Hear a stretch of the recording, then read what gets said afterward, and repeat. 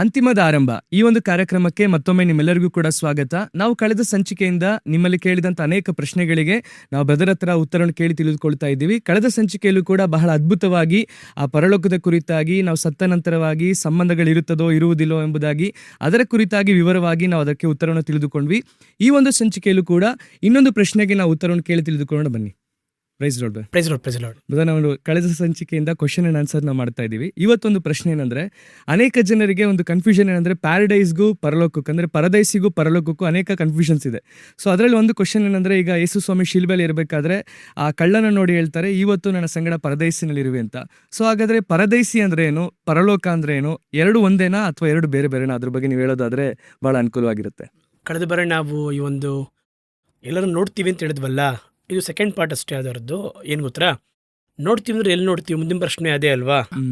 ನಮಗೆ ಬಂದು ಒಂದು ನಂಬಿಕೆ ಇದೆ. ನಮಗೆ ಅಂತ ಹೇಳಿದ್ರೆ ಕ್ರೈಸ್ತರಿಗೆ ಮಾತ್ರವಲ್ಲ, ಈಗ ಯೇಸು ಕ್ರಿಸ್ತನ ನಂತರವೇ ಇದು. ಯೇಸು ಕ್ರಿಸ್ತನ ನಂತರ ಈ ಲೋಕದಲ್ಲಿ ಇಂಥ ಒಂದು ವಿಷಯವೇ ಏನಂತ ನೋಡೋದಾದರೆ, ಪರಲೋಕಕ್ಕೆ ಹೋಗ್ತೀವಿ, ಸ್ವರ್ಗಕ್ಕೆ ಹೋಗ್ತೀವಿ ಎನ್ನುವಂಥ ಒಂದು ವಿಷಯ. ಯಾಕೆ ಆ ಥರ ಒಂದು ವಿಷಯವನ್ನು ನಾವು ಸ್ವಲ್ಪ ಬೇಸಿಕ್ ಆಗಿ ಹೋಗೋಣ. ಈಗ ಹಳೆಯ ಒಡಂಬಡಿಕೆಯಲ್ಲಿ ನೀವು ನೋಡುವುದಾದರೆ, ಕರ್ತನು ಬಂದು ಆದಾಮ್ ಬಿದ್ದದರಿಂದ ಹಿಡಿದು ಅಷ್ಟು ದೇವಭಕ್ತರಿಗೂ, ಅಂದರೆ ನಾನು ಹೇಳ್ತಾ ಇರುವುದು ದೇವಭಕ್ತರು, ಧರ್ಮಶಾಸ್ತ್ರ ಕಾಲವಾಗಿರಲಿ, ಅದು ಮನಸಾಕ್ಷಿಯ ಕಾಲವಾಗಿರಲಿ, ಅಥವಾ ಆಭರಣ ಆಗಿರ್ಬೋದು, ಅನಂತರ ನೋಹ ಆಗಿರ್ಬೋದು, ಅನೋಕನಾಗಿರ್ಬೋದು. ಅನೋಕ್ ಎತ್ತಲ್ಪಟ್ಟರು, ಆ ಒಂದು ಕತೆ ಬೇರೆ. ನೋಹ ಆಗಿರ್ಬೋದು, ಅನಂತರ ಅಬ್ರಹಾಂ, ಈಸಾಕ, ಯಾಕೋಬು, ಮೋಶೆಯನ್ನು ಕೂಡ ದೇವರು ಇದು ಮಾಡಿದ್ರು ಅಂತಿದೆ. ಅವರ ಶರೀರ ಪಾತಾಳಕ್ಕೆ ಹೋಗಲಿಲ್ಲ ಅಂತ ಇದೆ. ಮೋಶೆಯನ್ನು ಬಿಟ್ಬಿಡಿ ಯೆಹೋಶುವ ಆಗಿರ್ಬೋದು, ಅನಂತರ ದಾವೀದನು, ಸಮುವೇಲನು, ಎಲ್ಲರನ್ನೂ ಕೂಡ ಇವರು ಅಷ್ಟು ಮಂದಿ ಪಾತಾಳಕ್ಕೆ ಹೋದರು. ನಾನು ಹೇಳ್ತಾರಲ್ಲ, ತಕ್ಷಣ ನಾನು ಸುಳ್ಳುಪದೇಶ ಮಾಡ್ತೇನೆ ಅಂತ ಹೇಳ್ತಾರೆ. ಅವರೇ ಹೇಳುತ್ತಾರೆ, ನಾನು ಪಾತಾಳಕ್ಕೆ ಇಳಿದರೂ ನನ್ನ ಹಾಸಿಗೆಯನ್ನು ಹಾಕಿದ್ರು ಕೂಡ ಎಂಬುದಾಗಿ ಕೀರ್ತನೆಗಾರ ಆಡ್ತಾನೆ.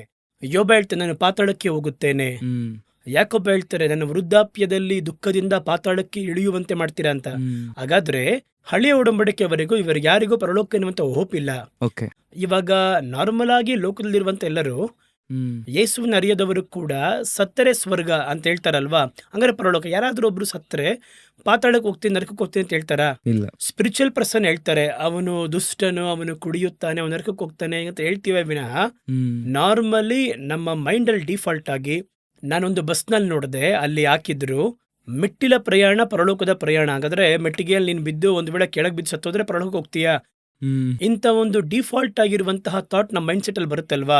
ಇದು ಯೇಸು ಕ್ರಿಸ್ತನ ನಂತರವೇ ಬಂದದ್ದು. ಯೇಸು ಕ್ರಿಸ್ತನ ಹಿಂದೆವರೆಗೂ ಪಾತಾಳವೇ ಎಲ್ಲರಿಗೂ ಇತ್ತಷ್ಟೇ. ಹಾಗಾದ್ರೆ ಅವ್ರಿಗೆ ಪರಲೋಕ ಏನಂತ ಕಾನ್ಸೆಪ್ಟ್ ಇನ್ನ ಓಪನೇ ಆಗ್ಲಿಲ್ಲ. ಆ ಒಂದು ಸ್ಥಳನೇ ಅವ್ರಿಗೆ ಗೊತ್ತಿಲ್ಲ ಇನ್ ದ ಸೆನ್ಸ್ ಪರಲೋಕ ಇರುವುದು ಗೊತ್ತು, ಆದ್ರೆ ಅದರೊಳಗೆ ನಾವು ಹೋಗ್ತೀವಿ ಎನ್ನುವಂತಹ ಭಾವನೆ ಇಲ್ಲ, ಹೋಗಲಾಗುವುದಿಲ್ಲ ಅಂತ ಗೊತ್ತು ಅವರಿಗೆ. ಇವಾಗ ಯಾವ ರೀತಿ ನಾವು ಪರಲೋಕ ಹೋಗ್ತೀವಿ ಅಂತ ಹೇಳ್ತೀವೋ, ಆ ಕಾಲದಲ್ಲಿ ಡಿಫಾಲ್ಟ್ ಆಗಿ ಅವರಿಗೆ ಎರಡು ಸ್ಥಳ ಇದೆ. ಒಂದು ಬಂದು ಪರಲೋಕ, ನರಕ ಅಂತ ಹೇಳ್ತೀವಲ್ವಾ. ಅವರಿಗೆ ಯಾವ ರೀತಿ ಇತ್ತು ಅಂತ ಹೇಳಿದ್ರೆ, ಮೇಲ್ ಪಾತಾಳ, ಕೆಳಗೆ ಪಾತಾಳ. ಅಬಿಸ್, ಟೆಟ್ರೋಸ್, ಆಮೇಲೆ ಹೇಡ್ಸ್, ಗೆಹೆನಾ, 4 ಹೇಳ್ತೀವಿ ಗ್ರೀಕ್ ನಲ್ಲಿ. ಬಂದು ನ್ಯೂ ಟೆಸ್ಟಿಮೆಂಟ್ ಹೇಳಬೇಕಾದ್ರೆ 4 ವಿಷಯವನ್ನ ಹೇಳ್ತಾರೆ: ಪಾತಾಳ, ಅಧೋಲೋಕದ ಕೂಪ, ಅಂಧಕಾರ, ನರಕ ಅಂತ ಹೇಳ್ತಾರೆ. ಈ ಒಂದು 4ರಲ್ಲಿ 4 ಸ್ಥಳಕ್ಕೆ 4 ಹೆಸರಿದೆ. ಅಂಧಕಾರದ ಸರಪಣಿಗಳಲ್ಲಿ ಕಟ್ಟಾಕಿ ದೂತರನ್ನ ದೇವರು ಇಟ್ಟಿದ್ದಾರೆ ನ್ಯಾಯ ತೀರ್ಪಿಗೋಸ್ಕರವಾಗಿ, ಅದು ಒಂದು ಅಂಧಕಾರ. ಈಗ ಪಾತಾಳದಿಂದ ಒಂದು ಮೃಗ ಏರಿ ಬಂದಿತ್ತು. ಯಾರು? ಆಂಟಿಕ್ರೈಸ್ಟ್ ಬಗ್ಗೆ 17ನೇ ಅಧ್ಯಾಯದಲ್ಲಿದೆ. ಸತ್ತು ಹೋದಂತಹ ದೇವಭಕ್ತರು ಪಾತಾಳಕ್ಕೆ ಹೋದರು. ಕಳೆದ ಎಪಿಸೋಡ್ ನೋಡಿದ್ವಿ ಅಬ್ರಹಾಂ, ಲಾಜರ್ ಬಗ್ಗೆ. ಅವರು ಮೇಲ್ ಪಾತಾಳದಲ್ಲೇ ಇದ್ದರು. ಇದು 3ನೇ ಸ್ಥಳ. 4ನೇದಾಗಿ ದುಷ್ಟರನ್ನ ಎಲ್ಲರನ್ನ ಬೆಂಕಿಯ ಕೆರೆಯ ಒಳಗೆ ದೇವರು ಪಾಲ್ ತೆಗೆದುಕೊಳ್ಳುವಂತೆ ಮಾಡ್ತಾರೆ, ಅದು ಬಂದು ನರಕ. ಸೊ ಈ 4 ಸ್ಥಳ: ಹೇಡ್ಸ್, ಗೆಹೆನಾ, ಟ್ಯಾಟ್ರೋಸ್, ಅಬಿಸ್, 4. ಸೊ ಈ 4ರಲ್ಲಿ ಹಳೆಯ ಒಡಂಬಡಿಕೆಯವರೆಗೂ ಈ ಕಾನ್ಸೆಪ್ಟೇ ಇತ್ತೇ ವಿನಃ ಪರಲೋಕದ ಬಗ್ಗೆ ಒಂದು ಭಾವನೆ ಇದೆ, ಅದ್ರ ಹೋಗ್ತೀವಿ ಅನ್ನುವಂಥ ಥಾಟ್ ಅವರಿಗಿಲ್ಲ. ಹೊಸ ಯೆರೂಸಲೇಮ್ ಬಗ್ಗೆ ವಿಷನ್ ಇದೆ, ಅದರ ಬೈಬಲ್ ಸ್ಪಷ್ಟವಾಗಿ ಹೇಳಿತ್ತು. ವಾಗ್ದಾನ ಮಾಡಲ್ಪಟ್ಟವುಗಳನ್ನ ಹೊಂದದೆ ದೂರದಲ್ಲಿ ಅವುಗಳನ್ನ ಕಂಡು ನಂಬಿ ಅನೇಕರು ನಂಬಿಕೆಯಲ್ಲಿ ಸತ್ತರು ಎಂಬುದಾಗಿ. ಸೊ ಅವರಿಗೆ ಗೊತ್ತು ಹೋಗ್ಲಿಲ್ಲ. ಹಾಗಾದ್ರೆ ಈ ಪಾತಾಳ ಎನ್ನುವಂತಹ ವಿಷಯವೇ ಹಳೆ ಒಡಂಬಡಿಕೆಯಲ್ಲಿ ಮೇಲ್ಪಾತಾಳ, ಕೆಳಪಾತಾಳ. ಮನಸಾಕ್ಷಿಯ ಕಾಲಘಟ್ಟದಲ್ಲಿ ಕರ್ತನು ನಡೆದ ಪ್ರಕಾರ ಮನಸಾಕ್ಷಿಗೆ ಒಳಗಾಗಿ ಇವ್ ನೋಡಿದ್ರೆ ಆದಾಮ್ ಬೆಳೆ ಕೇಳ್ತಾರೆ, ನೀನು ಎಲ್ಲಿದ್ದೀಯಾ? ಫಸ್ಟ್ ಕ್ವಶನ್ ಕರೆಕ್ಟ್ ಆದ ಉತ್ತರ, ನಾನು ಬಂದು ನಿಮ್ಮನ್ನ ನೋಡಿ ಶಬ್ದವನ್ನ ಕೇಳಿ ಭಯಪಟ್ಟು ಬಚ್ಚಿಕೊಂಡಿದ್ದೀನಿ. ಅದು 2ನೇ ಪ್ರಶ್ನೆಗೆ ತಪ್ಪಾದ ಉತ್ತರ. ಬೇಡ ಎಂಬುದಾಗಿ ಮುಟ್ಟಿದ ಹಣ್ಣನ್ನು ತಿಂದೆಯಾ? ಅದಕ್ಕೆ ಉತ್ತರ ಬಂದು ಎಸ್ಸಾರ್ನೋ ಅಷ್ಟೇ. ಹೌದು, ಇಲ್ಲ. ಆದ್ರೆ ಅವ್ರು ಹೇಳಿದ್ದು ಬಂದು, ನೀವು ಕೊಟ್ಟಂತ ಸ್ತ್ರೀಯಾದವಳು, ಅಗರ ನೀವು ನಿಮ್ಮಿಂದ ಒಂದು ಕೊಟ್ಟರಲ್ಲ ಒಂದು ತಾಯಿ, ಅವರೇ ನನ್ಗೆ ಈ ತರ ಮಾಡಿಸಿದ್ಲು. ಅಕ್ಯೂಸ್ ಯಾರನ್ನ ಮಾಡ್ತಾ ಇದ್ದಾರೆ? ಗಾಡ್ನ ಮಾಡ್ತಾ ಇದ್ದಾರೆ.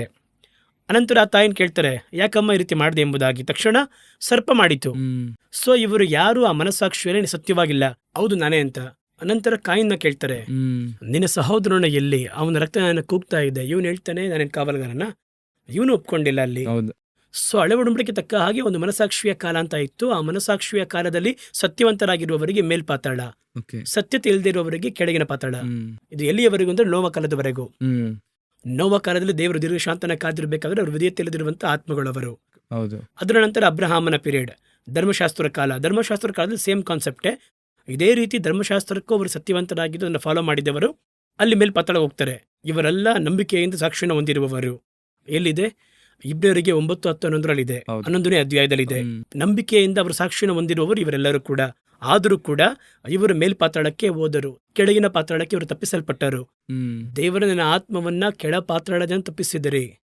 ಅವ್ರು ಹೇಳ್ತಾರೆ, ನಾನು ಕಾರ್ಗತ್ರನ ಕಣಿವೆಯಲ್ಲಿ ನಡೆದಾಗಲು, ಅದುವೇ ಮೇಲ್ಪಾತಾಳ. ಸೊ ಹಳೆಯ ಒಡಂಬಡಿಕೆಗೆ ತಕ್ಕ ಹಾಗೆ ಇವರೆಲ್ಲರೂ ಕೂಡ ಪಾತಾಳ, ಕೆಳಗಿನ ಪಾತಾಳ, ಅಂದ್ರೆ ಮೇಲ್ಪಾತಾಳ, ಕೆಳಗಿನ ಪಾತಾಳ, 2 ಕಾನ್ಸೆಪ್ಟ್ ಅಲ್ಲಿ ಇದ್ರು. ಪರಲೋಕಕ್ಕೆ ಹೋಗ್ತಾರೆ ಎನ್ನುವಂತ ಕಾನ್ಸೆಪ್ಟ್ ಇಲ್ಲ, ಒಬ್ಬರಿಗೆ ಮಾತ್ರ ಇತ್ತು.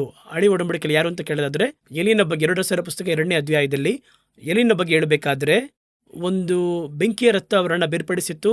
ಎಲಿಯನು ಆ ಸುಂಟೂರು ಗಾಳಿ ನಿಮಿತ್ತವಾಗಿ ಪರಲೋಕಕ್ಕೆ ಹೋದಂತ ಇದೆ.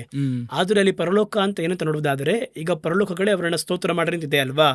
ಆ ಪರಲೋಕಗಳೇ ಎನ್ನುವಂತ ಕಾನ್ಸೆಪ್ಟ್ ಏನಂತ ಹೇಳಿದ್ರೆ, ಯಹೂದ್ಯರ ನಂಬಿಕೆಯ ಪ್ರಕಾರ ಇವಾಗ ನಾವು ಎಪೇಸದವರಲ್ಲಿ ನಾವು ಓದ್ತೀವಲ್ವಾ, ಉನ್ನತಗಳಲ್ಲಿ ಅವರು ಪ್ರವೇಶ ಮಾಡಿದ್ರು ಎಂಬುದಾಗಿ, ಉನ್ನತಗಳು ಎಂಬುದಾಗಿ ಹೇಳುವುದಕ್ಕೆ ಅವರು ಹೇಳೋ ಆಕಾಶ ಎಂಬುದಾಗಿ ಒಂದು ನಂಬಿಕೆ ಇದೆ. ಅದರ ಆಧಾರದಲ್ಲಿಯೇ ಪೌಲ 3ನೇ ಆಕಾಶ ಎಂಬುದಾಗಿ ಹೇಳ್ತಾರೆ. ಸೊ ತಂದೆಯಾದ ದೇವರು, ನಮ್ಮ ಅಂಡರ್ಸ್ಟ್ಯಾಂಡಿಂಗ್ಗೋಸ್ಕರ ಹೇಳ್ತೇನೆ, ಇರುವ ಸಿಂಹಾಸನ ಸ್ಥಳ ಮೊದಲ ಆಕಾಶ. ಅದರ ನಂತರ ಕ್ರಮವಾಗಿ ಆಕಾಶಗಳಿದೆ, ಅದ್ರ ಬಗ್ಗೆ ದೊಡ್ಡ ಕ್ಲಾಸ್ ಅದನ್ನು ಇಟ್ಕೊಳ್ಳಿ ಅದನ್ನ. ಅದರಲ್ಲಿ 3ನೇ ಆಕಾಶವೇ ಈ ಒಂದು ಪರದೈಸಿ. ಆದ್ದರಿಂದಲೇ ಪೌಲ ಹೇಳ್ತಾರೆ, ಪ್ಯಾರಡೈಸ್ಗೆ ಹೋಗ್ಬೇಕಾದ್ರೆ 3ನೇ ಆಕಾಶದವರೆಗೂ ಮನುಷ್ಯ ಎತ್ತಲ್ಪಟ್ಟನು ಎಂಬುದಾಗಿ. ಆ ರೀತಿ ಅವ್ರು ಹೇಳ್ತಾರೆ. ಸೊ ಆ ಒಂದು ಪರಲೋಕಕ್ಕೆ ಎಲಿಯ ಹೋದರು. ಎಲಿಯ ಹೋದದ್ದು ದೇವರಿರುವಂತಹ ಪರಲೋಕ ಅಲ್ಲ, ಆತ್ಮಗಳು ವಿಶ್ರಾಂತಿ ಹೊಂದುವಂತಹ ಸ್ಥಳ. ಯಾಕೆಂದ್ರೆ ಮತ್ತೆ ಬರಬೇಕು, ನಿಮಗೆ ಸ್ವೀಕರಿಸುವುದಕ್ಕೆ ಮನಸ್ಸಿನಲ್ಲಿ ಬರಬೇಕಾಗಿರುವ ಎಲಿಯ ಈತನೇ ಎಂಬುದಾಗಿ ಯೇಸು ಹೇಳ್ತಾರೆ. ಮತ್ತು ಯೇಸುವಿನ ಕಾಲದಲ್ಲಿ ಎಲಿಯ ಬರಬೇಕು. ಸೊ ಆ ಒಂದು ಕಾನ್ಸೆಪ್ಟ್ಗೋಸ್ಕರವಾಗಿ ಆತ್ಮಗಳು you go and take rest ಎಂಬುದಾಗಿ ಹೇಳ್ತಾರೆ, ರೆಸ್ಟ್ ಇನ್ ಪೀಸ್ ಎಂಬುದಾಗಿ ಹೇಳ್ತಾರೆ, RIP ಎಂಬುದಾಗಿ ಹೇಳ್ತೀವಲ್ವಾ. ಸೊ ಅವರಲ್ಲಿ ಹೋದರು. ಸೊ ಹಳೆಯ ಒಡಂಬಡಿಕೆಯ ಪ್ರಕಾರ ಅಷ್ಟು ದೇವಭಕ್ತರು, ನನಗೆ ತಿಳಿದಿರೋ ಮಟ್ಟಿಗೆ ಒಂದು 3 ಜನ, ಅನೋಕನು, ಎಲಿಯ, ಮೋಸೆ, ಇವರನ್ನ ಬಿಟ್ಟು ಬೇರೆ ಯಾರು, ಯೇಸು ಕ್ರಿಸ್ತನು, ಇವರನ್ನು ಬಿಟ್ಟರೆ ಹಳೆ ಒಡಂಬಡಿಕೆ ದೇವಭಕ್ತರು ಯಾರು ಕೂಡ ಪರಲೋಕಕ್ಕೆ ಹೋದರೆಂಬುದಾಗಿ ಹೇಳಲ್ಪಡಲೇ ಇಲ್ಲ. ಇವರು ಕೂಡ ಪರದೈಸಿಗೆ ಹೋದರು. ಪಾತಾಳ, ಕೆಳ ಪಾತಾಳ ಇವೆರಡೇ ಇದ್ದದ್ದು. ಯೇಸುವಿನ ಮರಣದ ನಂತರ ಏನ್ ನಡೀತು ಎಂಬುದಾಗಿ ನೀವು ಕೇಳುವುದಾದರೆ, ಅವರು ಕಾವಲಲ್ಲಿ ಇಡಲ್ಪಟ್ಟಂತಹ ಆತ್ಮಗಳಿಗೆ ಪ್ರಸಂಗ ಮಾಡಿದ್ರು. ಸರಿನಾ? ಅವರು ಏರಿದನು ಎಂಬುದಾಗಿ ಹೇಳುವುದರಿಂದ ಭೂಮಿಯ ತಗ್ಗಿದ ಸ್ಥಳಗಳಿಗೆ ಇಳಿದನು ಎನ್ನುವುದು ಕೂಡ ನಮ್ಗೆ ಗೊತ್ತಾಗುತ್ತಲ್ವಾ. ಸರಿನಾ? ಹಾಗಾದ್ರೆ ಇಳಿದು ಯೂದ ತನ್ನ ಬೇಟೆಯನ್ನ ಹಿಡಿದು ಏರಿ ಹೋದ.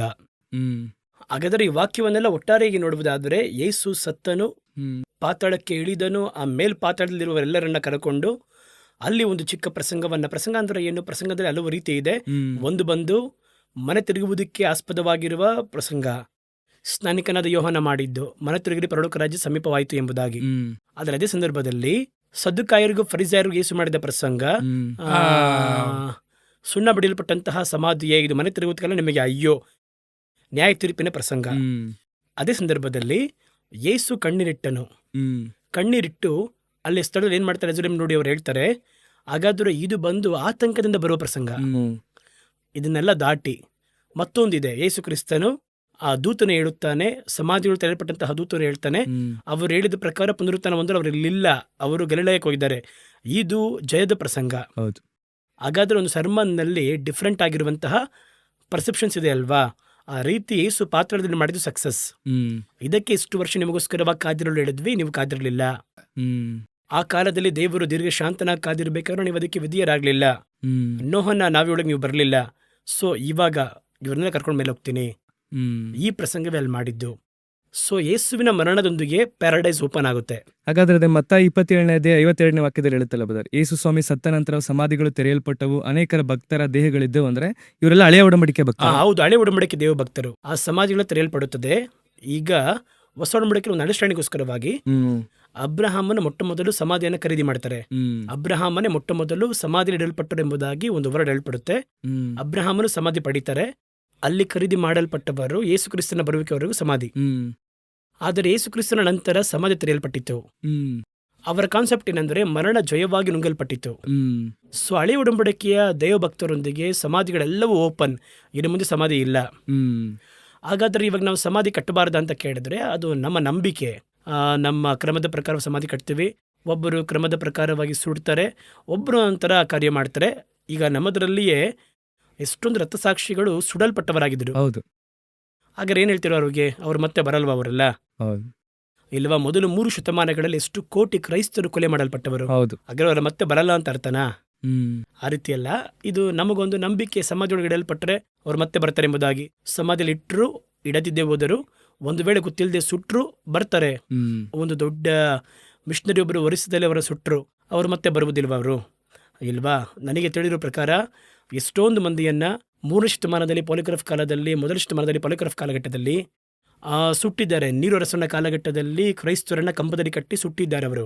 ಆಮೇಲೆ ನೀರೋ ಕಾಲದಲ್ಲಿ ಸಿಂಹಗಳನ್ನೆಲ್ಲ ಬಿಟ್ಟು ಅವರೆಲ್ಲ ಸತ್ತೋಗಿದ್ದಾರೆ. ಅವ್ರನ್ನೆಲ್ಲ ತಿಂದೇ ಬಿಡಿತು ಸಿಂಹ ಪರಿಪೂರ್ಣವಾಗಿ. ಹಾಗಾದ್ರೆ ಅವರೆಲ್ಲ ಮತ್ತೆ ಬರೋದಿಲ್ಲ ಅಂತ ಅರ್ಥನಾ? ಆ ರೀತಿ ಅಲ್ಲ, ಇವರ ನಂಬಿಕೆ ಅದು. ಸರಿ, ಅದೊಂದು ಕಡೆ ಇರಲಿ. ಸೊ ಇನ್ನು ಮುಂದೆ ನ್ಯೂ ಟೆಸ್ಟ್ಮೆಂಟ್ ತಿಳಿದ ಮಟ್ಟಿಗೆ ಸಮಾಧಿ ಇಟ್ಸ್ ನಾಟ್ ಇಂಪಾರ್ಟೆಂಟ್. ಸಮಾಧಿ ಕಟ್ಟುವುದೇನುವುದು ನಾವು ಕ್ರೈಸ್ತರು ಒಂದು ಗುರುತಿಗೋಸ್ಕರವಾಗಿ ಸಮಾಧಿ ಕಟ್ಟಿ ಶಿಲ್ಬೆ ಇಡ್ತಾರೆ ವಿನಃ ಸಮಾಧಿ ಎನ್ನುವುದು ಇಂಪಾರ್ಟೆಂಟ್ ಆಗಿರೋ ಒಂದು ಕಾರ್ಯವಲ್ಲ. ಸಮಾಧಿ ಇಲ್ಲದಿದ್ದರೆ ಇವಾಗ ಒಂದು ವೇಳೆ ಹಿಂಗೆಲ್ಲ ಹೇಳ್ತಾರಲ್ಲ ಅಂತ ಹೇಳುವುದಾದರೆ, ಇವತ್ತು ಕೂಡ ಕಮ್ಯುನಿಸ್ಟ್ ದೇಶಗಳಲ್ಲಿ ಸೆರೆಮನೆಯಲ್ಲಿ ಕೊಲ್ಲಲ್ಪಡುವವರು ಎಷ್ಟೋ ಮಂದಿಯನ್ನ ಅವರು ಬಂದು ಉಣೋದಿಲ್ಲ. ಹಿಟ್ಲರ್ ಕಾಲಘಟ್ಟ ಬಂತಲ್ವಾ, 60 ಲಕ್ಷ ಯಹೂದರನ್ನ ಕೊಲೆ ಮಾಡಿ ಅವರನ್ನ ಉಣ್ಲಿಲ್ಲ, ಸುಟ್ರು. ಅದರಲ್ಲಿ ಎಷ್ಟೋ ಕ್ರೈಸ್ತರು ಕೂಡ ಸುಡಲ್ಪಟ್ರು. ಆ ಪರಿಶುದ್ಧವಂತರು ಏನಾಗ್ತಾರೆ ಇವಾಗ? ಹೌದು. ಸೊ ಇಲ್ಲಿ ಉಣುವುದು ಸುಡುವುದು ಎನ್ನುವ ಕಾನ್ಸೆಪ್ಟ್ ಎಲ್ಲ ಇಲ್ಲ. ಇದು ನ್ಯೂ ಟೆಸ್ಟಮೆಂಟ್ ಸಮಾಧಿ ಓಪನ್ ಆಯಿತು ಯೇಸು ಕ್ರಿಸ್ತನ ಬಂದಾಗ. ಇನ್ನು ಮುಂದೆ ಸಮಾಧಿ ಒಂದು ಪಡಿಲೇ ಇಲ್ಲ. ಹಳೆ ಉಡಂಬಡಿಕೆ ನೋಡಿದ್ರೆ ಸಮಾಧಿಯನ್ನು ಪಡಿತಾನೆ ಇದ್ರು. ಹೊಸ ಉಡಂಬಡಿಕೆಯಲ್ಲಿ ಸಮಾಧಿಯಲ್ಲಿ ಇಡಕ್ಕಾಗಲ್ಲ ಇನ್ ದ ಸೆನ್ಸ್ ಮರಣವನ್ನು ಅಡಗಿಸಲಾಗುವುದಿಲ್ಲ ಎಂಬುದಾಗಿ ಪುನರುತ್ಥಾನಗೊಂಡರು. ಹಾಗಾದ್ರೆ ಯೇಸು ಕ್ರಿಸ್ತನ ಮರಣದ ಜೊತೆಗೆ ಒಂದು ಬಿಡುಗಡೆ ನಮಗೆ ಬರುತ್ತದೆ. ಎಲ್ಲಿ ಹೋಗ್ತೀವಿ? ಪ್ಯಾರಡೈಸ್ಗೆ ಹೋಗ್ತೀವಿ. ಇಲ್ಲಿ ಕೂಡ 2 ಸಮಸ್ಯೆ ಇದೆ, ಅದನ್ನು ಕೂಡ ಎಕ್ಸ್ಪ್ಲೈನ್ ಮಾಡೋಣ. ಎಲ್ಲರೂ ಏನ್ ಹೇಳ್ತಾರೆ ಅಂತಂದ್ರೆ ಪರಲೋಕಕ್ಕೆ ಹೋಗ್ತೀವಿ ಎಂಬುದಾಗಿ ಹೇಳ್ತಾರೆ. ಯಾಕಂದ್ರೆ ಅದೇ ಪ್ರಶ್ನೆ ಬದಲಿಗೆ ಏನಂದ್ರೆ, ಈ ಹೊಸ ಒಡಂಬಡಿಕೆ ನೀವು ಇಷ್ಟೊತ್ತ ಕೇಳಿದ ಹಳೆಯ ಒಡಂಬಡಿಕೆ ಬಗ್ಗೆ ಹೇಳಿದ್ರಿ. ಹಳೆಯ ಒಡಂಬಡಿಕೆ ಭಕ್ತರಿಗೆ ಪ್ಯಾರಡೈಸ್ ಅಲ್ಲಿ ಇದ್ದಾರೆ. ಈಗ ಯೇಸು ಸ್ವಾಮಿ ಕೂಡ ಶಿಲ್ಬೆಯಲ್ಲಿ ಸತ್ತಂತ ಕಳ್ಳನ್ ನೋಡಿ ನೀನು ಪರದೇಶಿಲಿ ಇರ್ತಿ ಅಂತ ಹೇಳಿದ್ದಾರೆ. ಸೊ ಆದ್ರೆ ಈಗ ಹೊಸ ಒಡಂಬಡಿಕೆ ಸಭೆ ಆಗಿರುವಂತ ನಾವು ಸತ್ರ ಎಲ್ಲಿ ಹೋಗ್ತೀವಿ? ಈಗ ಪರದೇಶಿಗೆ ಹೋಗ್ತೀವ, ಪರಲೋಕಕ್ಕೆ ಹೋಗ್ತೀವ? ಆ ಒಂದು ಕನ್ಫ್ಯೂಷನ್ ಎಲ್ಲರಿಗೂ ಇದೆ. ಇಲ್ಲ, ಮೊದಲು ಇನ್ನೊಂದು ಎಕ್ಸ್ಪ್ಲನೇಷನ್ ಮಾಡಿ ಅಲ್ಲಿಗೆ ನಾವು ಹೋಗೋಣ. ಪರಲೋಕ ಎನ್ನುವ ಪದ ಇದೆ ಅಲ್ವಾ, ಇದನ್ನ ನಾವು ಇಂಗ್ಲಿಷ್ನಲ್ಲಿ ಟ್ರಾನ್ಸ್ಲೇಟ್ ಮಾಡಿದ್ರೆ ಒಂದೇ ಒಂದು ಪದ, ಹೆವೆನ್. ಹೆವನ್ ಎನ್ನುವಂತಹ ಪದಕ್ಕೆ ಬಹಳ ಅರ್ಥಗಳು ಉಂಟು. ಪ್ಯಾರಡೈಸ್ಗೂ ಹೆವನ್ ಅಂತ ಹೇಳ್ತೀವಿ, ಪ್ಯಾರಡೈಸ್ ಅಂತಲೂ ಹೇಳ್ತಾರೆ. ಪರಲೋಕ ಇದೆ ಅಲ್ವಾ, ತಂದೆಯಾದ ದೇವರಿದ್ದಾರೆ, ಅದಕ್ಕೂ ಹೆವೆನ್ ಎಂಬುದಾಗಿ ಹೇಳ್ತಾರೆ. ಆಕಾಶ ಇದೆಯಲ್ಲ, ಸ್ಕೈ, ಅದಕ್ಕೂ ಹೆವೆನ್ ಎಂಬುದಾಗಿ ಹೇಳ್ತಾರೆ. ಯಾಕಂದ್ರೆ ಜೆನೆಸಿಸ್ 1:1 ಅಲ್ಲಿ ಹೆವೆನ್ ಅಂತಾನೆ ಇದೆ. ಹೆವೆನ್ ಅಂತಾನೆ ಇದೆ. In the beginning god created the heavens and the earth ಅಂತ ಇದೆ. ಹಾಗಾದ್ರೆ ಆಕಾಶಕ್ಕೂ ಹೆವೆನ್ ಅಂತಾನೆ ಇದೆ. ಹಾಗಾದ್ರೆ ಸ್ಥಳಕ್ಕೆ ತಕ್ಕ ಹಾಗೆ ಅರ್ಥೈಸುವಿಕೆ ಮಾರ್ಪಡುತ್ತದೆ. ಸರಿನಾ? ಆದ್ರೆ ನಾವು ಕನ್ನಡದಲ್ಲಿ ಅದನ್ನ ಬಂದು ಆ ಡಿಫ್ರೆನ್ಸಿಯೇಷನ್ ಅಲ್ಲಿ ಕೊಟ್ಟಿರ್ತಾರೆ. ಪರಲೋಕ ಅಂದ್ರೆ ಅದೇ ಪರಲೋಕ, ಇದು ಬಂದು ಆಕಾಶ, ಇದು ಬಂದು ಪರದೈಸಿ ಇಲ್ವಾ? ಈ ಒಂದು ಅಂಡರ್ಸ್ಟ್ಯಾಂಡಿಂಗ್ ಈ ಒಂದು ಅರ್ಥೈಸುವಿಕೆ ಕನ್ನಡದಲ್ಲಿ ಚೆನ್ನಾಗಿದೆ. ಸೊ ಇಲ್ಲಿ ನಾವೇನ್ ಅರ್ಥ ಮಾಡ್ಕೋಬೇಕು ಅಂದ್ರೆ, ಪರಲೋಕ ಎನ್ನುವುದು ಕಾಮನ್ ವರ್ಡ್, ಹೆವನ್ ಎನ್ನುವುದು ಒಂದು ಕಾಮನ್ ಆಗಿರೋ ವರ್ಡ್. ಅದು ಆಕಾಶವನ್ನು ಸೂಚನೆ ಮಾಡುತ್ತೆ, ಪರಲೋಕದಲ್ಲಿ ದೇವರಿರುವ ಸ್ಥಳವನ್ನು ಸೂಚನೆ ಮಾಡುತ್ತೆ. ಈಗ ಎರಡನೇದಾಗಿ ನಾವು ಅರ್ಥ ಮಾಡ್ಕೋಬೇಕು, ಪರಲೋಕಕ್ಕೆ ಹೋಗ್ತಾರೆ ಎಂಬುದಾಗಿ ನಾವು ಯಾವ ರೀತಿ ತಗೋಬೇಕು ಅದನ್ನ ಅಂದರೆ, ಸತ್ತಂತಹ ದೇವಭಕ್ತರು ಎಲ್ಲೋಗ್ತಾರೆ ಅಂತ ನೋಡಬೇಕು. ಸತ್ತ ದೇವಭಕ್ತರು ಎಲ್ಲೋಗ್ತಾರೆ ಅಂದ್ರೆ ಪ್ಯಾರಡೈಸ್ ಎನ್ನುವಂತಹ ಸ್ಥಳಕ್ಕೆ ಹೋಗ್ತಾರೆ. ಒಬ್ರು ಕೂಡ ಪರಲೋಕ ಎಂಬುದಾಗಿ ಹೇಳಲ್ಪಡುವಂತಹ ತಂದೆ ಇರುವ ಸ್ಥಳಕ್ಕೆ ಹೋಗೋದಿಲ್ಲ. ಹಾಗಾದ್ರೆ ಅವರು ಹೋಗ್ತಾರೆ ಅಂತ ನೀವು ಹೇಳುವುದಾದರೆ ವಾಕ್ಯವೇ ತಪ್ಪಾಗೋಗುತ್ತೆ. ಸರಿನಾ? ಕ್ರಿಸ್ತನಲ್ಲಿ ಸತ್ತವರು ಬರುವಿಕೆಯಲ್ಲಿ ಕ್ರಿಸ್ತನಲ್ಲಿ ಸತ್ತವರು ಮೊದಲು ಜೀವಂತವಾಗಿದ್ದು ಬರ್ತಾರೆ. ಅನಂತರ ಜೀವಂತವಾಗಿರುವ ನಾವು ಆಕಾಶದಲ್ಲಿ ಎತ್ತಲ್ಪಟ್ಟು ರೂಪಾಂತರವಾಗ್ತೀವಿ. ಹಾಗಾದ್ರೆ ಯೇಸು ಬರ್ಬೇಕಾದ್ರೆ ಏನಾಗ್ತಾರೆ ಅಂದ್ರೆ ಎದ್ದು ಬರ್ತಾರೆ, ರೂಪಾಂತರವಾಗ್ತಾರೆ. ಹಾಗಾದ್ರೆ ಎಲ್ಲಿದ್ದಾರೆ ಇವರು? ಇಲ್ವಾ? ಹಾಗಾದ್ರೆ ಹೆವನ್ಗೆ ಹೋಗುವುದಾದರೆ ಇವರು ಎದ್ದೆಲ್ಲಿ ಹೋಗ್ತಾರೆ? ಹಾಗಾದ್ರೆ ಹೆವನ್ ಫೈನಲ್ ಡೆಸ್ಟಿನಿ, ಅದೇ ಫೈನಲ್ ಡೆಸ್ಟಿನೇಷನ್. ಹಾಗಾದ್ರೆ ಇವ್ರು ಹೇಳ್ತಾರಲ್ಲ, ಎದ್ದು ಎಲ್ಲಿ ಹೋಗ್ತಾರೆ? ಎರಡನೇದಾಗಿ ಈಗ ಪರಲೋಕಕ್ಕೆ ಹೋಗುವವರು ಎಂಬುದಾಗಿ ಹೇಳುವುದಾದರೆ, ಈ ಬರುವಿಕೆಯ ಸಮಯದಲ್ಲಿ ನ್ಯಾಯ ತೀರ್ಪು ಪೌಲ್ ಹೇಳ್ತಾರೆ 1 ಕೊರಿಂಥ 15 ಅವನವನು ತನ್ನ ಕ್ರಮದಲ್ಲಿ ಉಜ್ಜೀವಿಸುವವನು. ಇಲ್ವಾ? ಆಗ್ಲೇ ಪುನರುತ್ಥಾನ ನಡೆಯುತ್ತೆ. ಇದು ಯಾವಾಗ ನಡೆಯುತ್ತೆ ಅಂತ ಹೇಳಿದ್ರೆ ಕಡೆಯ ತುತ್ತೂರಿ ಊದಬೇಕಾದ್ರೆ, ಕ್ಷಣ ಮಾತ್ರದಲ್ಲಿ ರೆಪ್ಪೆ ಬಡಿಯೋಷ್ಟರೊಳಗೆ ನಾವು ರೂಪಾಂತರವಾಗ್ತೀವಿ. ಇದನ್ನು ಕೂಡ ರಹಸ್ಯವನ್ನು ಹೇಳುತ್ತೇನೆ. ಇಲ್ಲೇ ಎಲ್ಲರೂ ಇದು ಹೇಳ್ತಾರೆ, ಫಸ್ಟು ಅವನವನು ತನ್ನ ಕ್ರಮದಲ್ಲಿ ಉಜ್ಜೀವನವಾಗ್ತಾನೆ. ಪ್ರಥಮ ಫಲವಾದವರು ಕ್ರಿಸ್ತನು, ಮೊದಲ ಪುನರುತ್ಥಾನ. ಆಗ ಯೇಸು ಬರುವಾಗಲೇ ಪುನರುತ್ಥಾನ ನಡೆಯುತ್ತದೆ. ಹಾಗಾದ್ರೆ ಇವಾಗಿರುವ ಅಷ್ಟು ಮಂದಿ ಎಲ್ಲೋಗ್ತಾರೆ ಅಂತ ಕೇಳುವುದಾದ್ರೆ ಆತ್ಮಗಳು ವಿಶ್ರಾಂತಿ ಆಗುವಂತ ಸ್ಥಳ. ಆದ್ದರಿಂದ ರೆಸ್ಟ್ ಇನ್ ಪೀಸ್ ಎಂಬುದಾಗಿ ಹೇಳ್ತೀವಿ.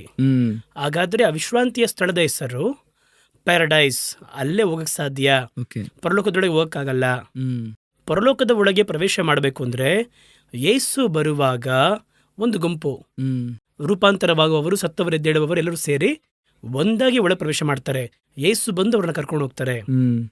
ಅಲ್ಲಿಯವರೆಗೂ ಹೋಗೋವರೆಲ್ಲ ಪರಲೋಕ ರಾಜ್ಯಕ್ಕೆ ಒಂದು ದೊಡ್ಡ ಗುಂಪು ಏನ್ ಮಾಡ್ತಾರೆ ಅಂದ್ರೆ ಅರ್ಥ ಇಲ್ಲದೆ ಇದ್ದಾರೆ. ಇವಾಗ ಪ್ಯಾರಡೈಸ್ ಇದೆ ಅಲ್ವಾ, ಅದಕ್ಕೆ ಪರದೇಸಿ ಅಂತ ಹೇಳ್ತೀವಿ. ಅದರ ಅರ್ಥ ಏನಂತ ನೋಡುವುದಾದರೆ ವಾಲ್ಡ್ ಗಾರ್ಡನ್.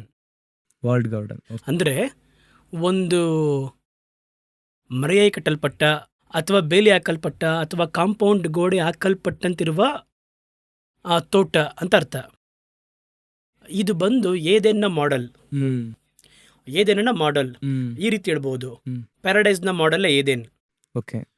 ಪರಲೋಕದಲ್ಲಿರುವಂತಹ ಎಲ್ಲವನ್ನ ಒಂದು ಇಮೇಜ್ ಆಗಿ ದೇವರು ಕೆಳಗೆ ಮಾಡಿದ್ರು. ಯಾಕೆಂದ್ರೆ ಎಲ್ಲವೂ ಬಂದು ಅಲ್ಲಿ ಸ್ಪಿರಿಚುವಲ್ ವಿಷನ್. ಅದನ್ನ ನೀವು ದೇಹ ರಕ್ತವಾಗಿ ಅದನ್ನ ಮುಟ್ನೋಡುವ ರೀತಿಯಲ್ಲಿ ಇಲ್ಲೇ ಮಾಡ್ತಾರೆ.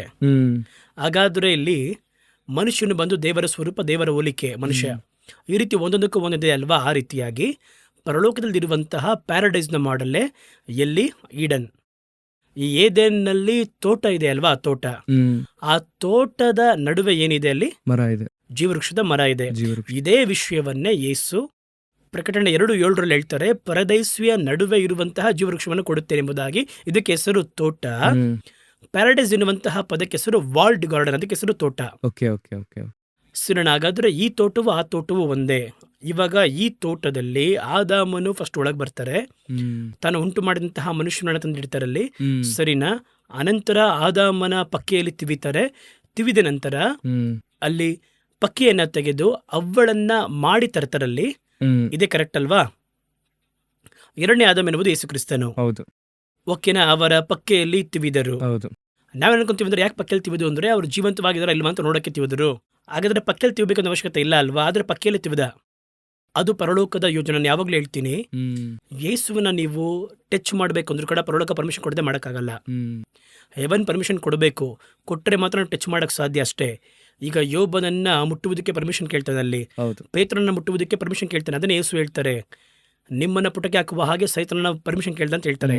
ಸೊ ಆ ಟಚ್ ಮಾಡಬೇಕು ಅಂತ ಕೇಳಬೇಕು. ಇವ್ರನ್ನ ಟಚ್ ಮಾಡಕ್ಕೆ ಪರ್ಮಿಷನ್ ಬೇಕು ಅಂತ ಹೇಳಿದ್ರೆ ಯೇಸುವನ್ನ ಟಚ್ ಮಾಡಬೇಕು. ಹಾಗಾದ್ರೆ ಏನ್ ಮಾಡ್ಬೇಕು? ಪರಲೋಕದಲ್ಲಿ ಹೋಗಿ ಪರ್ಮಿಷನ್ ತಗೊಂಡಿರ್ಬೇಕು. ಯೋಬನ್ ನೋಡಿ ಹೇಳಿದ್ರು ಅಲ್ವಾ, ಇವನು ನನ್ನ ಕೈಯಲ್ಲಿದ್ದಾನೆ, ಇಷ್ಟ ಬಂದಾಗ ಮಾಡು, ಅವನಿಗೆ ಪ್ರಾಣವನ್ನ ಮಾತ್ರ ಮುಟ್ಬೇಡ. ಈ ಸ್ಥಳದಲ್ಲಿ ಯೇಸುವಿಗೆ ಅದನ್ನೇ ಹೇಳಿದ್ದಾರೆ, ಅವ್ರನ್ನ ಏನ್ ಬೇಕಾದ್ರೂ ಮಾಡ್ಕೊಳ್ಳಿ, ಆದ್ರೆ ಪ್ರಾಣವನ್ನ ಮಾತ್ರ ಮುಟ್ಬಿಡಬಾರ್ದು. ಸೊ ನೋಡಿ, ಯೇಸುವಿನ ಪಕ್ಕೆಯಲ್ಲಿ ತಿವಿತಾರೆ, ಕಾರಣವಿಲ್ಲ ಅಂದ್ರೆ ಆಗಲ್ಲ. ತಿವಿದ ಕೂಡಲೇ ಹೊಸ ಒಡಂಬಡಿಕೆಯ ಸಭೆ ಹೊರಗೆ ಹುಟ್ಟುತ್ತದೆ. ಈಗ ಯಾವ ರೀತಿ ಅವಳನ್ನ ಒಳಗೆ ತಗೊಂಡೋದ್ರು ಹಿಂದೆ ಮಾಡಿ, ಅದೇ ರೀತಿ ನಮ್ಮನ್ನ ರೆಡಿ ಮಾಡಿ ಒಳಗೆ ಕರ್ಕೊಂಡು ಹೋಗ್ತಾರೆ. ಶರಣಾಗರ ನಮ್ಮನ್ನ ಒಳಗೆ ಕರ್ಕೊಂಡು ಹೋಗುವಂತ ಕಾರ್ಯವನ್ನೇ ಬರುವಿಕೆ ಅಂತ ಹೇಳ್ತೀವಿ. ಮತ್ತೆ ಎಲ್ಲರೂ ಇವಾಗ್ಲೇ ಒಳಗೋಗಕ್ ಸಾಧ್ಯ?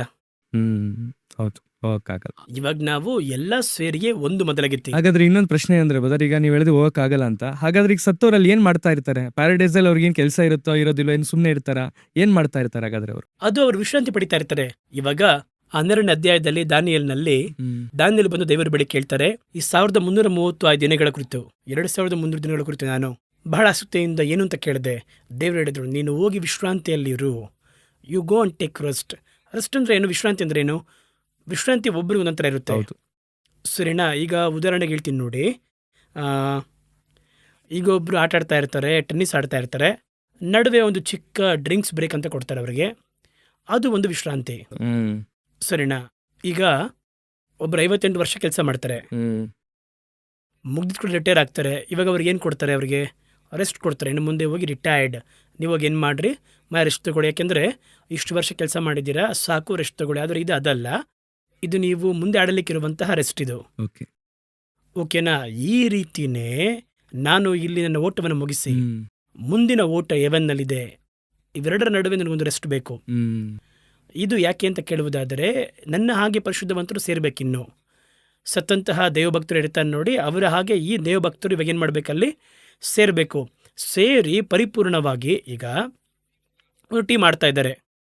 ಒಂದು ಟೀಮ್ ಆಟಾಡಿ ಮುಗಿಸಿ ಇವರು ಬಂದು ಕಪ್ಪೆಲ್ಲ ಪಡೆದುಕೊಂಡು, ನೀವು ಚೆನ್ನಾಗಿ ಗಮನಿಸಿ ನೋಡ್ರಿ, ಒಟ್ಟಾರೆಯಾಗಿ ಏನು ಬರ್ತಾರೆ ಅವರಲ್ಲಿ, ಮೇಲೆ ಬರ್ತಾರೆ. ಇಲ್ಲಿ ಬರ್ತಾರೆ, ಸ್ವಂತ ದೇಶಕ್ಕೆ ಅವರು ಬರ್ತಾರೆ. ಹೌದು. ಈಗ ಇವರು ಸೋತವರು ಅಂತ ಇಟ್ಕೊಳ್ಳಿ, ಸೋತ ಕೂಡಲೇ ಹೊರಟು ಬರೋರು ಒಬ್ಬೊಬ್ಬನ ಒಂದ್ ಕಡೆ ಹೊರಟು ಹೋಗ್ತಿರ್ತಾರೆ. ಆ ರೀತಿ ಬರೋರು ಇದ್ದಾರೆ. ಹೌದು. ಹೊರಟು ಹೋದ್ರೆ ಚೆನ್ನಾಗಿರಲ್ಲ. ಆ ರೀತಿ ಜಯಿಸಿ ಕಪ್ ಸಮೇತ ಪೂರ್ತಿ ಟೀಮ್ ಬಂದ್ರೆ ಆ ಒಂದು ಬರುವಿಕೆ ಚೆನ್ನಾಗಿರುತ್ತೆ. ಅದೇ ರೀತಿ ನಿಮಗೂ ನನಗೂ ಕೂಡ ನಾವು ಬಹುಮಾನಕ್ಕೋಸ್ಕರವಾಗಿ ಓಡ್ತಾ ಇದ್ದೀವಿ. ನಾವು ಒಳ್ಳೆ ಹೋರಾಟವನ್ನು ಹೋರಾಡ್ತೀವಿ. ಒಂದು ಸ್ಥಳ ಇಡಲ್ಪಟ್ಟಿದೆ, ಈಗ ನಾವೆಲ್ಲರೂ ಹೊರಟು ಅಲ್ಲಿ ಹೋಗ್ಬೇಕು. ಅಲ್ಲಿಯವರೆಗೂ ಈ ಸತ್ತ ದೇವಭಕ್ತರು ಅಷ್ಟು ಮಂದಿ, ಹೊಸ ಒಡಂಬಡಿಕೆಯ ದೇವಭಕ್ತರು, ಈಗ ಹಳೆ ಒಡಂಬಡಿಕೆಯ ದೇವಭಕ್ತರನ್ನು ಕರ್ತನು ತಂದಿದ್ದಾರೆ. ಇವಾಗೆಲ್ಲ ಎಲ್ಲಿದ್ದಾರೆ ಅಂತ ನೋಡೋದಾದ್ರೆ ಪ್ಯಾರಡೈಸ್ ಇರ್ತಾರೆ. ಆದ್ರಿಂದ ಸತ್ತವರಿಗೂ ನಾನು ಮುಂದಾಗುವುದಿಲ್ಲ ಅಂತ ಹೇಳ್ತಾರೆ. ಸತ್ತವರಿಗೆ ಮುಂದಾಗುವುದಿಲ್ಲ, ಅವರೆಲ್ಲ ಎದ್ದು ಬರ್ತಾರೆ, ನಾವು ಹೋಗ್ತೀವಿ. ಎಲ್ಲರೂ ಸೇರಿ ಹೋಗಿ ಒಟ್ಟಿಗೆ ಪರಲೋಕದೊಳಗೆ ಪ್ರವೇಶ ಮಾಡ್ತೀವಿ. ಅಲ್ಲಿಯವರೆಗೂ ಸತ್ತಂತಹ ದೇವಭಕ್ತರು ಪ್ಯಾರಡೈಸ್ ಅಲ್ಲೇ ಇರ್ತಾರೆ. ಯಾವ ಪರಲೋಕಕ್ಕೆ ಹೋದ್ರು ಎಂಬುದಾಗಿ ಬೈಬಲ್ ಹೇಳೇ ಇಲ್ಲ. ಬ್ರದರ್, ಬಹಳ ಜನಕ್ಕೆ ಒಂದು ಕ್ವಶನ್ ಏನಂದ್ರೆ, ಯೇಸು ಸ್ವಾಮಿ ಶಿಲುಬೆಯಲ್ಲಿ ಇದ್ದಂತ ಸಂದರ್ಭದಲ್ಲಿ ಆ ಕಳ್ಳನು ನೋಡಿ, ಇವತ್ತು ನನ್ನ ಸಂಗಡ ಪರದೇಶಿನಲ್ಲಿರುವಂತ ದೇವರು ಡೈರೆಕ್ಟ್ ಆಗಿ ಅವನಿಗೆ ಪರದೇಶಿಲಿ ಇರ್ತಿ ಅಂತ ಹೇಳ್ತಾರೆ.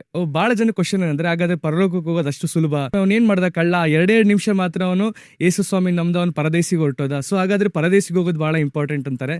ಇನ್ನೊಬ್ರು ಏನಂತಾರೆ ಅಂದ್ರೆ, ಪರದೇಶಿಗೆ ಅವ್ನು ಹೋಗ್ಬೇಕಾದ್ರೆ ಅವ್ನು ಬ್ಯಾಪ್ಟಿಸಮ್ ತಗೊಂಡಿಲ್ಲ, ಏನೂ ಇಲ್ಲ, ಬಹಳ ಈಸಿಯಾಗಿ ಅವ್ನು ಪರದೇಶಿಗೆ ಹೋದ ಅಂತ ಈ ಒಂದು ಕಾನ್ಸೆಪ್ಟ್ ನ ಈ ರೀತಿಯಾಗಿ ಅರ್ಥ ಮಾಡ್ಕೊಳ್ತಾರೆ. ಸೊ ಹಾಗಾದ್ರೆ ನಿಜವಾಗ್ಲೂ ಸಂಭವದಿಂದ ಏನಿದೆ ಅದರ ಕುರಿತಾಗಿ ನೀವು ಹೇಳೋದಾದ್ರೆ ಬಹಳ ಯೂಸ್ಫುಲ್ ಆಗಿರುತ್ತೆ. ಇಲ್ಲ, ಇವಾಗ ಇವರೆಲ್ಲ ಬಂದು ಲೈಟಾಗಿ ಅರ್ಥ ಮಾಡ್ಕೊಂತಾರೆ.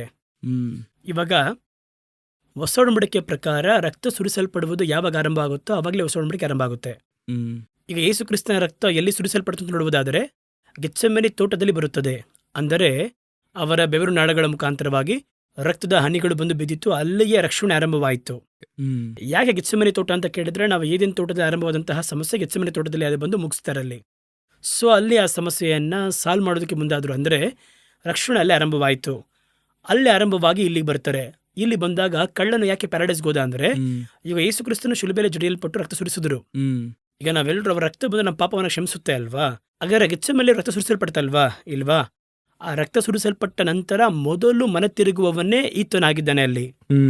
ಹೌದು. ಇವನು ಹಳೆ ಒಡಂಬಡಿಕೆಯ ದೇವಭಕ್ತರ ಲಿಸ್ಟಲ್ಲಿ ಬರಲ್ಲ, ರಕ್ತ ಸುರಿಸಲ್ಪಟ್ಟ ನಂತರ ಇರುವಂತ ಲಿಸ್ಟಲ್ಲಿ ಬರ್ತಾನೆ. ಹಾಗಾದ್ರೆ ಇವನು ಯೇಸು ಕ್ರಿಸ್ತ ರಕ್ತ ಸುರಿಸಲ್ಪಟ್ಟ ನಂತರ ಇವನೇನ್ ಕೇಳ್ತಾನೆ ಅಂತ ಹೇಳಿದ್ರೆ, ಯೇಸುವಿನ ಕ್ಷಮಾಪಣೆ ಕೇಳ್ತಾನೆ. ನಾವು ಇವ ಅರಿಕೆ ಮಾಡ್ತಾನೆ, ನಾವಾದರೂ ನಮ್ಮ ಅಕ್ರಮಗಳಿಗೋಸ್ಕರ ಹೊಡೆಯಲ್ಪಡ್ತಾ ಇದ್ದೀವಿ. ಎಷ್ಟು ದೊಡ್ಡ ಒಂದು ಕ್ಷಮಾಪಣೆ ಅದಲ್ವಾ, ಪಾಪ ಕ್ಷಮಾಪಣೆ ಅಲ್ವಾ ಅದು, ನಂಬರ್ 1. ಎರಡನೇದಾಗಿ ಅವನು ಗಾಸ್ಪಲ್ ಹೇಳ್ತಾನೆ, ನಿನಗೆ ಭಯವಿಲ್ಲವಾ, ನಾವೇ ರೀತಿ ಮಾಡ್ತಾ ಇದ್ದೀವಲ್ಲ ಎಂಬುದಾಗಿ ಅವನು ಗಾಸ್ಪಲ್ ಹೇಳ್ತಿರ್ತಾನಲ್ಲಿ. ಮೂರನೇದಾಗಿ ಯೇಸುವನ್ನು ನೋಡಿ ಅವನು ಹೇಳ್ತಾನೆ ಈ ರೀತಿ, ನೀವು ನಿಮ್ಮ ರಾಜ್ಯದಲ್ಲಿ ಬರಬೇಕಾದ್ರೆ ನನ್ನನ್ನು ಸ್ಮರಿಸಿಕೊಳ್ಳ್ರಿ ಎಂಬುದಾಗಿ ಹೇಳ್ತಾನೆ. ಸೊ ಅವನು ಯೇಸು ಮತ್ತೆ ಬರುವುದನ್ನು ಅವನೇನು ಮಾಡ್ತಾನೆ, ಬಿಲೀವ್ ಮಾಡ್ತಾ ಇದ್ದಾನೆ. ಯೇಸುವಿನ ಸೆಕೆಂಡ್ ಕಮಿಂಗ್ ಏನು ಮಾಡ್ತಾ ಇದ್ದಾನೆ, ಅವನು ನಂಬ್ತಾ ಇದ್ದಾನೆ. ಹಾಗಾದ್ರೆ ಇಷ್ಟೊಂದು ವಿಷಯಗಳು ಏನು ಮಾಡ್ತಾ ಇದ್ದಾನೆ, ಆ ಒಂದು ಟೈಮಲ್ಲಿ ಮಾಡ್ತಾನೆ. ಆ ಸಮಯದ ಒಳಗೆ ನೀವು ಹೇಳೋದು ಬಂದು ಒಂದು 3 ತಾಸು 6 ತಾಸು ಶಿಲುಬೆಯಲ್ಲಿ ಇಡ್ತಾರಲ್ವಾ, ಆ ಮಧ್ಯೆ ಅವಧಿ ಇದೆಯಲ್ಲ. ಆದರೆ ಇಬ್ರು ಕಳ್ಳರು ಶಿಲುಬೆಗೆ ಬರ್ಬೇಕಾದ್ರೆ ನಿಂದಿಸಿದ್ರು ಅವ್ರನ್ನ, ಬರ್ಬೇಕಾದ್ರೆ ಒಟ್ಟಿಗೆ ಬರ್ತಾರೆ. ಆದ್ರೆ ಈಗ ಇವನು ಆ ಒಂದು ಪ್ರತ್ಯೇಕ ಅವರ್ಸ್ಗಳ ಒಳಗೆ ಇವ್ರನ್ನ ನೋಡ್ತಾನೆ. ಈಗ ಯೇಸು ಕ್ರಿಸ್ತನ ಶಿಲುಬೆಯಲ್ಲಿ ಜಡಿಯಲ್ಪಡೋದನ್ನ ಶತಾಧಿಪತಿ ನೋಡ್ತಾ ಇದ್ದಾನೆ. ನೋಡಿದ್ಕೊಳ್ಳಿ ಇವರು ದೇವರ ಮನುಷ್ಯ ಎಂಬುದಾಗಿ ಹೇಳ್ತಾರೆ. ಇಷ್ಟಕ್ಕೂ ಶಿಲುಬೆಯಲ್ಲಿ ನೇತಾಡ್ತಾ ಇದ್ದಾರೆ, ಆದ್ರೆ ನೋಡಿದ ದೇವಕುಮಾರನ್ನು. ದೂರದಿಂದ ನೋಡುವ ಅವನಿಗೆ ಇವರು ದೇವರ ಕುಮಾರನು ಅಂತ ಗೊತ್ತಾಗಬಹುದು, ಅದ್ರ ಪಕ್ಕದಲ್ಲಿರೋನಿಗೆ ಹೌದು. ಸೊ ಏನ್ ಅನ್ಕೋತಾನೆ ಅಂದ್ರೆ, ಈ ಒಂದು ಪಾಡುಗಳ ನಡುವೆ ಒಬ್ಬರು ರೀತಿ ಇದ್ದಾರೆ, ಇವನಿಗೆ ಬಂದು ಅಯ್ಯೋಪನ್ ಆಗುತ್ತೆ. ಇವನ್ ಹೇಳ್ತಾನೆ, ಇವರು ಬಂದು ನಮ್ಮ ಪಾಪಕ್ಕೋಸ್ಕರ ನಾವು ಸಾಯ್ತಾ ಇದ್ದೇವೆ, ಇವ್ರು ಏನ್ ಮಾಡ್ತಾ ಇದ್ದಾರೆ, ಜನಗಳ ಪಾಪಕ್ಕೋಸ್ಕರವಾಗಿ ಅವರು ಸಾಯ್ತಾ ಇದ್ದಾರೆ. ಯೆಶಾಯ ಪ್ರವಾದಿ ಗ್ರಂಥದಲ್ಲಿ ಅವನು ಓದ್ತಾನೆ ಲೆಕ್ಕದ ಪ್ರಕಾರ. ಹಾಗಾದ್ರೆ ಅವನಿಗೆ ಅಲ್ಲಿ ಶಿಲುಬೆಯಲ್ಲಿ ಹೋಗೋದಕ್ಕಿಂತ ಮುಂಚೆನೆ ಯೇಸು ಸ್ವಾಮಿ ಬಗ್ಗೆ ಅವನಿಗೆ ತಿಳಿದಿದೆ. ಹೌದು, ಏನೋ ಗೊತ್ತಾಗಿದೆ, ಆದ್ರೆ ನಿಂದಿಸ್ತಾ ಇದ್ದಾರೆ. ಇಬ್ಬರು ಕೂಡ ಅಲ್ಲಿ ಬರ್ಬೇಕಾದ್ರೆ ನಿಂದಿಸ್ತಾರೆ ಅವ್ರನ್ನ. ಶಿಲುಬೆಯಲ್ಲಿ ಇದ್ದಂತಹ ಕಳ್ಳರು ಅವರನ್ನು ನಿಂದಿಸಿದ್ರು ಎಂಬುದಾಗಿ ಬರೆಯಲ್ಪಟ್ಟಿದೆ. ಇಲ್ಲಿ ಬಂದ ನಂತರ ಈ ಒಂದು ಬದಲಾವಣೆ ಒಂದು ಬರ್ತಾ ಇದೆ. ಅದರ ನಂತರ ಅವನು ಬಂದು ಗಾಸ್ಪಲ್ ಹೇಳ್ತಾರೆ ಪಕ್ಕದಲ್ಲಿರೋನಿಗೆ ಇಲ್ವಾ. ಮೂರನೇದಾಗಿ ಬರುವಿಕೆ ನಂಬ್ತಾನೆ, ಯೇಸು ಮತ್ತೆ ಬರ್ಬೇಕಾದ್ರೆ ರಾಜ್ಯದಲ್ಲಿ ಸೇರಿಸ್ಕೊಳ್ರಿ, ಇಷ್ಟೊಂದು ಕಾನ್ಸೆಪ್ಟ್ ಮಾಡ್ತಾನೆ ಅವನು. ಸೊ ಹಳೆ ಒಡಂಬಡಿಕೆಯ ದೇವ ಭಕ್ತರು ಯಾವ ರೀತಿ ಪರಲೋಕ ರಾಜ್ಯಕ್ಕೆ ಬರ್ತಾರೋ ಅದೇ ರೀತಿ ಅವನು ಕೂಡ ಪರಲೋಕ ಬರ್ತಾನೆ. ಅವನು ಬಂದು ಏನ್ ಹೇಳುವುದು, ಸ್ವಲ್ಪ ಸಮಯದಲ್ಲಿ ದೊಡ್ಡ ಕೆಲಸವನ್ನ ಮಾಡಿದವನು. ಈಗ ಇಷ್ಟೊಂದು ಮಾತಾಡ್ತಾರಲ್ವಾ, ಎಷ್ಟು ಮಂದಿ ಬರುವಿಕೆ ನಂಬ್ತಾರೆ, ರಹಸ್ಯ ಬರುವಿಕೆನ, ಅಥವಾ ಎಷ್ಟು ಮಂದಿ ಬರುವಿಕೆ ನಂಬೋದೇ ಇಲ್ಲ. ನೀವು ನಂಬ್ತಿದ್ದೇನಲ್ವಾ ಸರ್, ಇಷ್ಟೊಂದು ಹೇಳ್ತಾರಲ್ಲ, ಎಷ್ಟು ಮಂದಿ ಹೋಗಿ ಗಾಸ್ಪಲ್ ಹೇಳ್ತಾರೆ, ತಾನಾಯ್ತು ನನ್ನ ಕುಟುಂಬ ಆಯ್ತು ಅಂತಾರೆ, ಅವ್ನು ಗಾಸ್ಪಲ್ ಹೇಳ್ತಾನೆ ಪಕ್ಕದಲ್ಲಿ. ಇನ್ನು ಎಷ್ಟು ಜನಕ್ಕೆ ತಾವು ಪಾಪಿ ಎನ್ನುವಂತಹ ಭಾವನೆ ಇದೆ, ಅವನಿಗಿದೆ ಅಲ್ವಾ. ಹೌದು. ಸೊ ಇದೆಲ್ಲ ಸೇರಿ ದೇವನ ಪರಲೋಕ ಕರ್ಕೊಂಡು ಹೋಯ್ತು, ಪರದೇಶ ಕರ್ಕೊಂಡು ಹೋಯ್ತು. ಅವನು ಸುಮ್ಮನೆ ದೇವರು ಬಂದವರನ್ನ ಟೆಕ್ಕಂತ ಕರ್ಕೊಂಡು ಹೋಗ್ಲಿಲ್ಲ. ಅವನೊಳಗೆ ಆ ಪರದೇಶಿಗೆ ಹೋಗುವಂತಹ ನಂಬಿಕೆ, ಅದಕ್ಕಿದ್ದಂತೆ ಎಲ್ಲ ರೆಡಿಯಾಗಿತ್ತು, ಅದರಿಂದ ಕರ್ಕೊಂಡು ಹೋದ್ರು. ಬಹಳ ಸಂತೋಷ ಬ್ರದರ್. ಈ ಒಂದು ಸಂಚಿಕೆಯಲ್ಲಿ ಬಹಳ ಜನರಿಗೆ ಇದ್ದಂಥ ಪ್ರಶ್ನೆ, ಯಾಕಂದ್ರೆ ಪ್ಯಾರಡೈಸು ಪರಲೋಕ ಬಹಳ ಜನ ಕನ್ಫ್ಯೂಸ್ ಆಗ್ತಾರೆ. ಈ ಕಾನ್ಸೆಪ್ಟ್ ಅದನ್ನು ಕೇಳಬೇಕಾದ್ರೇನೆ ಪರದೈಸಿ ಪರಲೋಕ ಅನ್ನೋದನ್ನೆಲ್ಲ ಬಹಳ ಕನ್ಫ್ಯೂಸ್ ಆಗ್ತಾರೆ. ಆದರೆ ಈ ಒಂದು ಸಂಚಿಕೆಯಲ್ಲಿ ವಿಶೇಷವಾಗಿ ಹಳೆಯ ಒಡಂಬಡಿಕೆ ಭಕ್ತರು ಎಲ್ಲಿದ್ದಾರೆ, ಅವರು ಸತ್ತ ನಂತರ ಎಲ್ಲಿ ಹೋದ್ರು, ಆಮೇಲೆ ಯೇಸು ಕ್ರಿಸ್ತನ ಮರಣ ಯಾವ ಒಂದು ಬದಲಾವಣೆಯನ್ನು ತಂತು, ಈಗ ಹೊಸ ಒಡಂಬಡಿಕೆಯಲ್ಲಿ ಸಾಯುವಂತ ನಾವು ಎಲ್ಲಿ ಹೋಗ್ತೇವೆ ಎಂಬುದಾಗಿ ಬಹಳ ವಿವರವಾಗಿ ಪರದೈಸಿ ಪರಲೋಕದ ಕುರಿತಾಗಿ ನೀವು ತಿಳಿಸಿಕೊಟ್ಟಿದ್ದಕ್ಕಾಗಿ ಬಹಳ ಸಂತೋಷ. ಬರುವಂಥ ಸಂಚಿಕೆಯಲ್ಲಿ ಇನ್ನೊಂದು ಪ್ರಶ್ನೆಯೊಂದಿಗೆ ನಾವು ಒಂದು ಸಂಚಿಕೆ ಮುಗಿಸೋಣ. Thank you.